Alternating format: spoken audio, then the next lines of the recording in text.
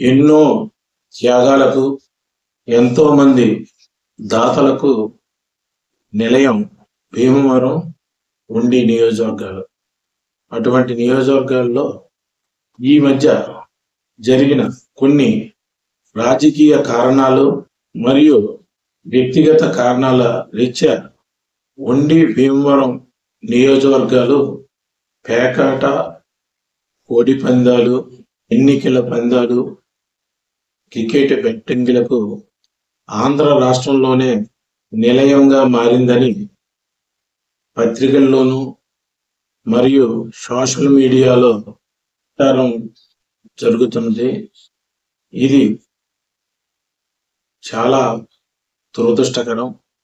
ప్రత్యేకించి ఈ కారణాల రీత్యా ఇక్కడ ఉండే యువతకు భవిష్యత్తులో వివాహాలు మరియు ఉద్యోగాల సమయంలో సామాజికంగా కూడా ఎంతో సామాజికంగా ఇబ్బంది జరుగుతుంది. ఎందుకంటే వారి భవిష్యత్తుకి ఎంతో ఇది ఆటంకం. ప్రత్యేకించి భీమవరం పట్టణం స్వతంత్ర ఉద్యమం టైంలోనే తాలూకా ఆఫీస్ వద్ద జరిగిన బ్రిటిష్ వారి పోలీస్ కాల్పుల్లో ఎంతో మంది అమరులయ్యారు. అలాగే ఆ సమయంలో ఎన్నో వేల ఎకరాలని భూదానంగా ఇచ్చిన ప్రాంతం ఇది. అటువంటి ఈ ప్రాంతానికి ఈ రోజున ఇటువంటి కేంద్రంగా సెకండ్ బార్డోలియా దేశంలోనే పేరెన్నికల భీమవరం పట్టణం ఈరోజు ఆంధ్రప్రదేశ్లో జోదాలకి స్థావరంగా ఉందని ప్రచారం చేయడం నాకు చాలా బాధగా ఉన్నది. మరి ప్రత్యేకించి ఇందులో ఇక్కడ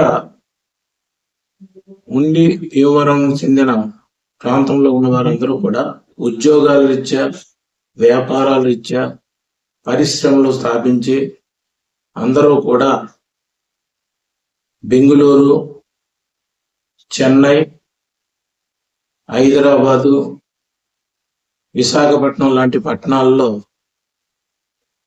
జీవిస్తున్నారు. సంక్రాంతి సమయంలో 4 రోజులు కూడా వారికి ఇక్కడ ఉండే ఆస్తుల్ని చూసుకోవడానికి, బంధువులను చూసుకుంటానికి పండగ 4 రోజులు మరి ఈ ప్రాంతానికి వాళ్ళు రావటం జరుగుతున్నది.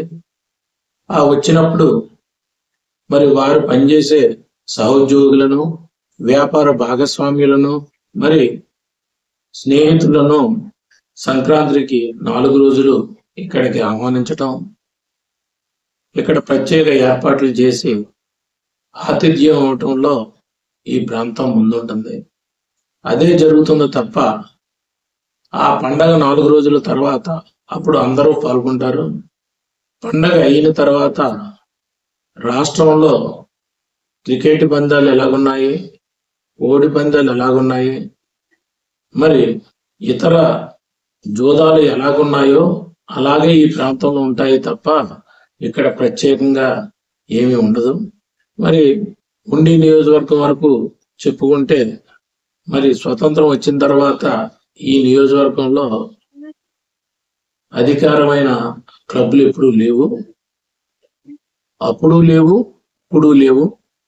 కేవలం ఒక నగర పంచాయతీగా పిలువబడుతున్న ఆర్పీల్లో మాత్రం అధికారులకు, రిటైర్ అయిన ఉద్యోగులు కాలక్షేపం చేయడానికి ఏదో ఒకటి ఉండేది అంతే తప్ప ఇక్కడ జ్యోతిషాలలో ఉండి నియోజకవర్గంలో ఎక్కడా లేవు. కానీ అన్ని నియోజకవర్గాల్లో ఉన్నట్టే ఈ ఉండి భీమవరం ప్రాంత అభివృద్ధిలో స్వతంత్రం వచ్చిన తర్వాత ఏర్పడిన ప్రభుత్వాల పాత్ర కంటే కూడా ఇక్కడ దాతల పాత్ర అభివృద్ధిలో గణనీయంగా ఉంది. ఎందుకంటే ఇక్కడ దాతలు ఏర్పాటు చేసిన విద్యా సంస్థలు కానీ ప్రజా ఉపయోగమైన అనేక కార్యక్రమాలని మరి ఇక్కడ ఉన్న దాతలు ఏర్పాటు చేయడం జరిగింది. అయితే అటువంటి ప్రాంతానికి ఇప్పుడు ఈ రోజున ఈ రకంగా చర్చకు రావటం చాలా బాధగా ఉంది. ఎందుకంటే రాష్ట్రంలో ఎక్కడైనా సరే 1% లోపుగానే ఈ జూదానికి సంబంధించి ఇంట్రెస్ట్ ఉన్న వాళ్ళు ఉంటారు. అలాగే ఈ ఉండి నియోజకవర్గంలో కూడా ఉన్నారు. దానికి వారు ఏదైనా అవకాశం ఉంటే మరి వారి పరిధిలో వారు కాలక్షేపం చేస్తారు. దానికి కూడా మరి రాజకీయ కారణాలుగా దాడులు చేయటం, ప్రత్యేకించి ఆ దాడుల సమయంలో మరి 13 ముక్కల పేకాట అనేటువంటిది కోర్టు కూడా అది నేరం కాదని చెప్పింది.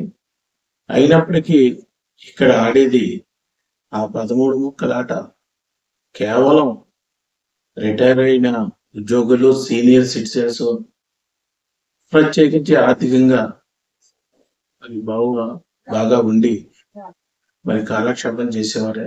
కానీ అది కూడా నేరం అని అనుకున్నప్పుడు ఈ దాడులు జరగటం, ఈ దాడుల సమయంలో మరి ప్రాణాలు కోల్పోవటం, కాళ్ళు చేతులు కోల్పోవటం ఇలాంటి ఎన్నో జరుగుతాయి. అనంతరం పోలీసు వారికి ఎవరి మీద ఎటువంటి విరోధాలు ఉండవు.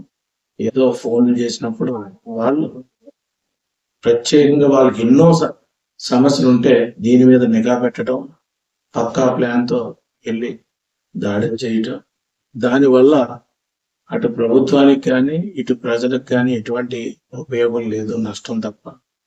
కోర్టులో ఉన్న కేసులు, పోలీస్ స్టేషన్లో ఉన్న కేసులన్నీ కూడా కోత, ముక్కాటార, ఎలక్ట్రికల్ లైట్ కింద ఆడుతున్నారు, చెట్టు కింద ఆడుతున్నారని కేసులు నమోదు చేస్తారు. అవి కోర్టు నిండా ఉన్న కేసులు అవే పోలీస్ స్టేషన్ చుట్టూ తిరిగితాయి. మరి ఈ 13 ముక్కల పేకాట అనేటువంటిది నేరంగా ఉండటం వల్ల ఇక్కడ వారు కూడా ఏదైనా ఉంటే పక్కన ఉన్న యానం, అలాగే హైదరాబాద్ ఉదయం వెళ్ళి ఆడుకునేవాడు, ఆఖరికి శ్రీలంక వెళ్ళి కూడా ఆడుకునే వాళ్ళు ఉంటాయి. అది వారి యొక్క ఆర్థిక పరిస్థితిని బట్టి అది వారి వ్యక్తిగతం. కానీ ఈ ప్రాంతానికి మరి ఈ ప్రాంతంలో అనేక కులాలు, అనేక జాతులు వారు ఉన్నారు.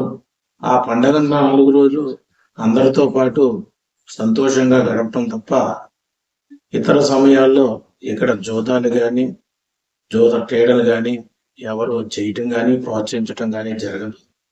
రాష్ట్రంలో ఏ పరిస్థితి అయితే ఉందో అదే పరిస్థితి ఉండేది ఉంది తప్ప కొత్తగా ఏమి ఉండదు. కాబట్టి మరి ప్రభుత్వం వారు మరి ఈ విభేదాలకి కారణం ఏంటో కనుక్కొని పరిష్కరించాలి తప్ప మరి మా ప్రాంతం మీద ఈ రకంగా బురద చల్లటం, దానికి మరి అందరూ కూడా ఇక్కడ ఏదో జరుగుతుంది అనేటువంటి భావనలో ఎవరికి తోచిన విధంగా వారు మరి ప్రచారం చేయటం సమంజసం కాదు.